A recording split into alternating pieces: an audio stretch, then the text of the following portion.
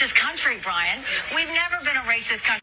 When Nikki Haley and others claim that the United States is not a racist country, I think it's important for us to challenge that idea with ways that the United States continues to grapple with systemic racism. It's imperative that we confront these issues head on and work towards a more just and inclusive society. First, we cannot ignore the historical roots of racism in the United States.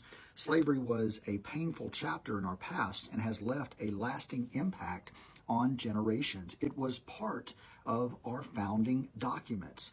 The legacy of discrimination, segregation, and the denial of basic human rights has reverberated through time, shaping the landscape of racial inequality in the United States. Moving forward, we must recognize that systemic racism manifests in various facets of society to this day. In education, minority communities often face unequal access to quality schooling and resources, perpetuating cycles of disadvantage. In economics, the disparities persist as well, with minorities encountering barriers in employment opportunities and wage gaps hindering the pursuit of what many refer to as the American dream. Perhaps most glaringly, our criminal justice system reflects systemic racism. Racial profiling, harsher sentencing, and disproportionate police violence affect communities of color. These injustices demand our attention and a collective commitment to reform. Acknowledging these issues is not an indictment of every individual, but rather a call to action for systemic change.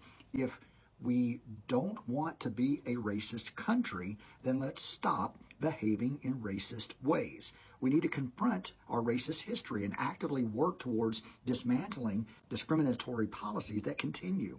To create lasting change, we need inclusive policies that address the root causes of inequality. This includes comprehensive criminal justice reform, equitable education initiatives, and economic policies that bridge the wealth gap. Fostering diversity, equity, and inclusion in aspects of society is not just a moral imperative, but also an investment in a stronger, more resilient nation. Facing the reality of systemic racism in the United States requires courage, compassion, and commitment. By acknowledging our past, understanding the present, and actively working towards a more inclusive future, we can strive for a nation where every citizen has an equal opportunity to thrive. It is not an easy journey, but it is a necessary one for the collective progress and prosperity of our great nation. We cannot change what we refuse to acknowledge.